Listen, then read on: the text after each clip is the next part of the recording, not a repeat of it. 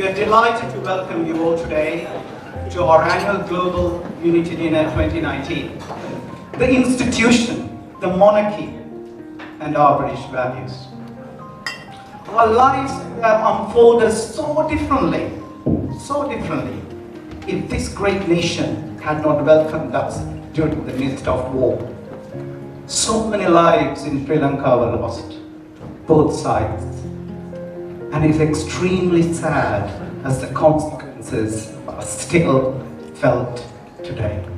Sadly, I do not foresee a day where conflict is not ragging in some part of the world. Unless, ladies and gentlemen, if we can change attitudes. The message from our Honourable Theresa May, our Prime Minister. I'm delighted to send my best wishes to everyone attending the Global Unity Dinner. There can be no place in our society for the wild ideology that drives and incites hatred and fear. I welcome all effort to promote unity in our country and around the world. Many people go to America to live the American dream, but many people like me and Selva and Tharshiny, my wife Renu, we come to enjoy the British dream. I think the British dream is much better than the American dream. Selva is so much respectful to his family, his late father, his late mother. I was always touched whenever I came to this dinner to see the pictures of his father, grandmother. They're all here, which I think we should really learn from somebody like him and Tharshiny, how to respect our parents, obviously, human beings, so be gentle.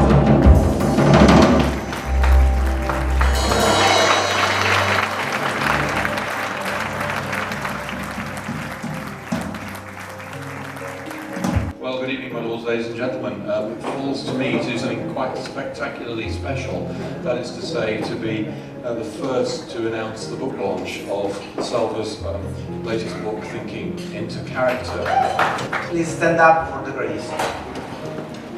It's a Latin, it's very easy, very fast, very easy. It means whoever made the sky and the land, bless the food that we're going to receive. Latin is quid fecit celum et totum benedicat cibum et potum. Amen. If you look around the room here, we have many different faces of what Britishness is. Different people, different ways of thinking, different ways that they do things. Being British, we can also be English, Scottish, Welsh, Northern Irish, or indeed Sri Lankan, Indian, African, Polish, Italian, Pakistani, the list goes on. But the most important thing is that we're very inclusive in Britain, and that's one of the big British values that I think is most important. So my fantasy becomes reality, and I must be what I must be and face tomorrow. So I continue to pretend that my life will never end. And on tragedy, let me just say, and I'm going to be your shortest speaker tonight. I'll be your shortest speaker tonight because I'm only 6'7". And when I was at school myself, I wrote down the words of the Anglo-Irish poet William Butler Yeats, who said, "We cannot begin to live till we see or conceive of life as a tragedy." And I think that this is very, very wise and very true, because the good people in life, the winners, and in my experience of life, all the worthwhile people have had bad experiences. Every single person in this room has lost a parent, we've heard about that, lost a sibling, maybe lost a child, maybe lost possessions, lost cousins, lost things dear to us. And without exception, the heroes in life are the people who move on from that and who show courage, as Sri Lanka has shown after the appalling and tragic and awful events of these recent months. We have learned that building a school is not enough. If you do not address the key issues that keep children in school, then it will not work. It's not sustainable.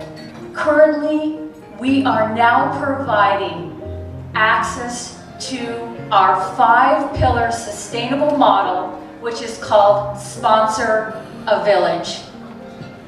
And in Kenya and in Antri, India, we are currently providing access to education, clean water, nutritious food, and income training. Thank you. I first met Selva 3 years ago in Canada, and I knew the moment I met him that he was someone very special. His calmness, his strength, his vision is not only changing lives, it will continue to change lives, and I am so grateful to be able to call him a friend and to have been invited to be a part of this tonight with all of you, so thank you. This young girl, when we went there, she came up to me and she grabbed my hand and she held it for at least an hour. It was the most touching thing I have ever experienced. And she taught me about forgiveness. These girls are not only learning education, not learning, knowledge. She was in a nursing program. She was not just learning nursing. They were learning leadership skills. Here are a lot of politicians are here. They should do their bit. Unite all of us rather than dividing us. Education should teach tolerance. And we should learn to live in harmony. My grandfather was working in a bank in India. But like many immigrants, when they come to, not just to the United Kingdom, to many countries across the world, they're doing the jobs that the indigenous population or the jobs that are required to be done that nobody else wants to do. So when I look at it, and when my father looked at it, and as the generations, and when I always carry myself on what I'm going to do in my life, I look at, I sometimes think, could I have really done that? We've gone through those real sacrifices, get called those difficult names, and all the prejudices and all the difficulties that they faced. When you were born, how many of you were able to choose your color, your name, your parents, or your religion? And so why is it that as adults you have to go fighting and killing people to defend an identity which is artificial and which you had absolutely no choice whatsoever in selecting? The whole of Sri Lanka, the whole of the world came together for a few moments, for a few days.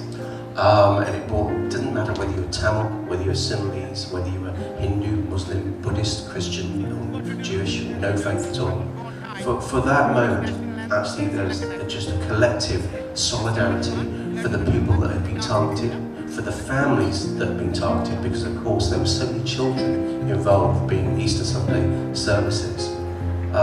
The WhatsApp groups, the social media, these kind of things, actually were used for a power of good because there were severe blood shortages in some of the hospitals across Sri Lanka, and for a while the diaspora community here, the people in Sri Lanka, were actually putting out that call, please donate blood.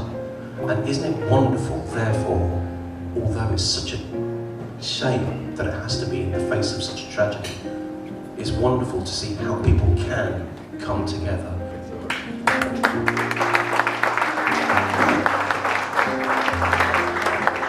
Thank you so much, Selva, Tharshiny, for hosting such a wonderful night for all of us. It is my first time to one of your dinners, and hopefully not the last. So Desmond is one of the most substantial global entities that Sri Lanka has ever produced. Today, we are ruled by politicians who have limited ethics, education, and experience.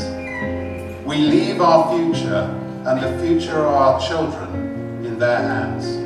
We do this while we let the most accomplished Sri Lankans, like Sir Desmond, save the world.